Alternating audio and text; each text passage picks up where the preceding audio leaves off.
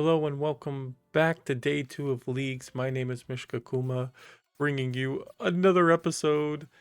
I have gone just as hard today as I did yesterday, and I am still having a blast. Today's kind of been a little bit more of chill of a day. I've taken some time, done some of the longer grinds. I kind of started the day off today with working on Fort 4 and 3. It wasn't my guide. I kind of diverted off of the guide for a little bit today, but um, one of the things we did is we completed the first 3 quests of Fort 4 and 3. We actually went ahead and unlocked the town hall, the chapel, the command center, as well as the kitchen and the guardhouse. Overall, it's a pretty good baseline of starting our construction grind. However, it doesn't actually give us anything too substantial early on. We will get some rested experience from the town hall. However, the rest of the buildings will need to be upgraded to the higher ranks before we get any use out of them. After we finished the unwelcomed guest quest for Fort 4 and 3, I actually went out and completed Dragon Slayer. One of my next goals I'm working towards is to start doing my Reaper tasks. And one of the most common Reaper tasks at a low level is actually the King Black Dragon. So we needed to get that shield, and I'm going to work on a few more upgrades before we face off that challenge. Today is also weekly reset, so we popped around and did a few weekly objectives. We completed familiarization, which is a weekly summoning minigame, which gives you a decent chunk of summoning XP, but most importantly is the way that you get the summoning outfit, which will, when you have all 5 pieces, I think maybe 6 pieces, you'll actually get a 5% summoning XP boost. So it's very useful. We also hopped over to the circus, got a little bit of magic, ranged, and agility XP. Me and my friend did a couple of sinkholes. Not sure if it's too worth doing at the moment since we're both such low levels, but we kind of wanted to go and give it a try. Um, I also went out to Anachronia, built up my base there, and did a little bit of Irby Werby, which gave another decent chunk amount of experience. With the changes in league point requirements for the relics, I decided to go a little bit off script and bust out a bunch of easy point tasks that I could do quickly. I kind of ran around for a bit, grabbed, here and there, whatever I could find. And I also did kind of lock in and do some of the longer mining grinds. They weren't too long, to be honest, but the amount of points I got from all of those mining objectives was kind of absurd. The pickaxe is really good and powerful. I went from Phasmatite, Necrite, all the way up to tier 80. I also had raid today in WoW. So I raid for about 6 hours a week, do mythic raiding in World of Warcraft, and I AFK'd at the gym rocks. So I went all the way from mid 50s, mid 40 crafting, all the way up to 76, as well as taking my mining from the low 70s all the way up to 80. And this allowed me to head over to the tier 80 rocks. I believe they're called Baonite ores, and I mined the league task for Baonite ores, which gave I think 200 points, which was a huge boost. So after raid and after mining those Baonite ores, I continued to jump around, do a few more bits and bobs of league points, and at the end I decided to do a little bit of smithing. If you're not familiar with smithing in RS3, there's this item that you can make, which is called a burial set. When you take a full set of armor, for example, in this clip, I'm using Runite. When you go to craft full rune, when you go back in to craft a new item, you can see at the top that there's +1, +2, +3, potentially higher depending on the tier of armor you're using. And so if you fully upgrade a set of, in this example, rune armor to full +3, you can then go over to the Burial Forge in Falador and actually convert it into an burial armor set, which just gives a very hefty chunk of XP rather quickly at the expense of your items. So you use about 100 runite bars to make a fully upgraded rune armor set, and then you can kind of destroy or burn through that rune armor set to get really quick XP. So after completing the rune burial set and the Auricelium armor set, we finally unlocked our 5th tier relic, and of course we are going to put that in on necromancy.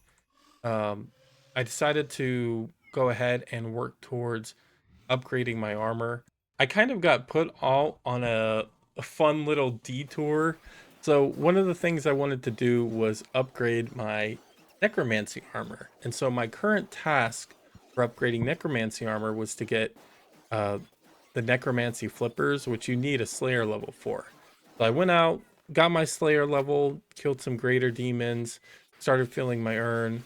Got my necromancy flippers because I got the slayer level needed to do those. I'm honestly trying to think of how I got routed off of upgrading my armor. I did head to the Tree Gnome Stronghold and stocked up on some of these pre-made choco bombs.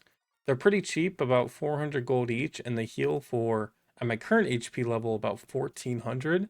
They're a great food. I stocked up on about 500 of them. That way I had some for combat and slayer. So after doing my greater demon slayer task, I actually ended up with quite a few hard clue scrolls. So I decided to take a little bit of a detour off of upgrading my armor and completing some clues, and that's kind of thrown me on a little bit of a loop. I think it's really good. The problem is, for you to use the armor piece to skip the emote, you do have to own all those items. It doesn't let you complete emote clues without items. You still need them, and you need them in the hidey hole nearby. So one of my first clue steps, I had to talk to Yuri in the camp, local camp, I think it's called. And I need a fire battle staff, rune full helm, and blue dragon hide chaps. Two of those are really easy. The fire battle staff was a little tricky. Um, Unless I were to get it from a drop from something. To craft it myself, I actually had to get a few magic levels. So I went by the circus again, and I did a couple of quests to get a little bit of extra magic XP. And I crafted a magic pot and went and enchanted a fire battle staff myself. With the fire battle staff in hand, I was able to complete the clue. The next clue spot that got me hooked up was the Troll Stronghold dig spot. It wouldn't let me teleport to Troll Stronghold without having the Troll Stronghold quest complete. I was a little worried because to be able to use the Trollheim teleport, you actually need Edgar's Ruse completed, and teleporting to this clue step would be that same teleport spot. So I was a little worried that, oh, I might not be able to teleport there until I fully complete Edgar's Ruse. So I went out, I completed Troll Stronghold. Come to find out, the clue scroll does teleport me straight next to Edgar's Cave, basically where the Trollheim teleport would be. Which, if you're familiar with the Edgar's Ruse quest, you consistently have to get right to that cave. Either go to Artie, go to the bank, pick up items, go to the Troll Stronghold's cave. There's like it's such an annoying quest. But with that clue scroll step, it was a breeze. I wish I kind of speed ran it. I didn't think of it at the time. I was a little distracted while doing it, but it was very enjoyable to do that quest. So I went ahead and knocked out Edgar's Ruse while I had that clue step since it was extremely easy. Um, Going on, I got my first two caskets, but I'm going to save them up all for you right at the end of this video. My next clue step I got hung up on is actually getting into the fishing guild. So as I'm editing this video, I am actually training my fishing. I'm at level 65 right now, but you'll see me getting into the guild, I'm sure, at some point. Okay, so despite me grinding out those requirements for those few clues, I just figured out I did not have to do that. I totally forgot the Globetrotter backpack actually lets you swap clues, and infinite charges means you can always just keep swapping clues till you get one you can do easily. But to end the night off, we do have a few caskets. We've got 16 easies, 6 mediums, and 12 hards, and we're just going to open them. I don't think we really care about anything from easies or mediums, but we'll go ahead and open them anyways. Oh. The fortunate components, none of it's really going to matter. It's just going to be collection logs. We do have reroll rewards, so we'll go ahead and pop those whenever we just don't get any fortunate components or unique items. We'll keep the pages. There's a Bob's shirt. Okay, let's put all this away. Guess I'm opening them kind of quick. Where's my Bob shirt? Did it go straight to the bank? Oh, interesting. There's a black helm. We'll keep that. 2 fortunate components. Another 2. What's this one? Offhand suitcase. That one's cool. About to hit the reroll rim. Okay, let's reroll. A magic amulet. I haven't even crafted one of those yet. Okay, that's another fortunate component. Black cane. Nice. Another pair of flared trousers. Oh my god, what a horrible clue scroll. 5k. Okay, 1.1 mil. And the last one, another 1.1 mil.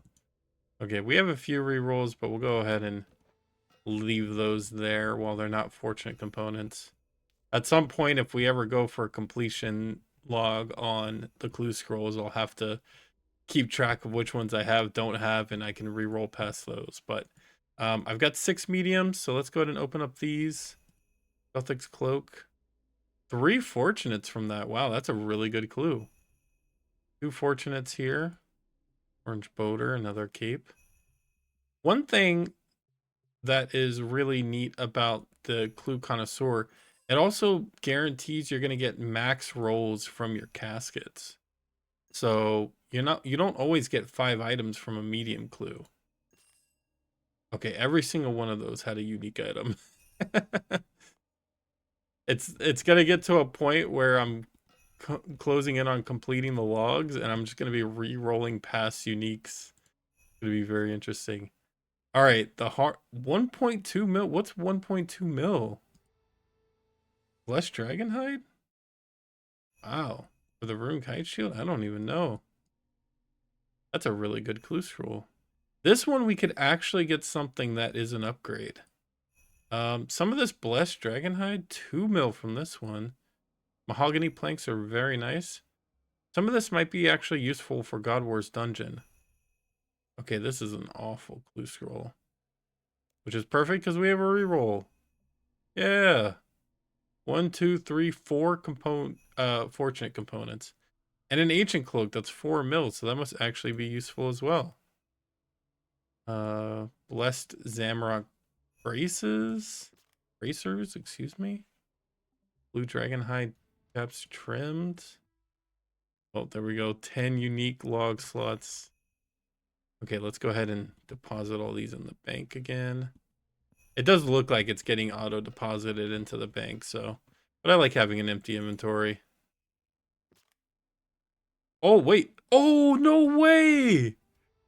Oh, wait, I gotta die. Wait, that's so lucky. I gotta screenshot this. Oh, and I got a amulet of fury trimmed. Wait, that's exactly what I wanted. Wait, this is such a crazy clue scroll.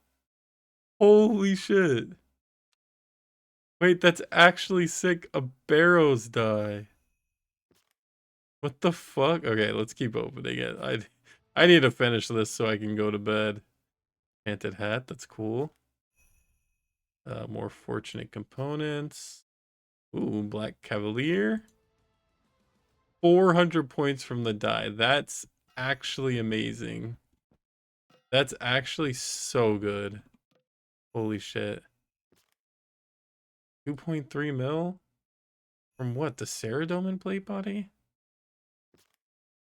Oh, and a master clue. Wait, a master clue. Okay. Okay. All right, I'm going to do the master clue real quick, and I will be right back.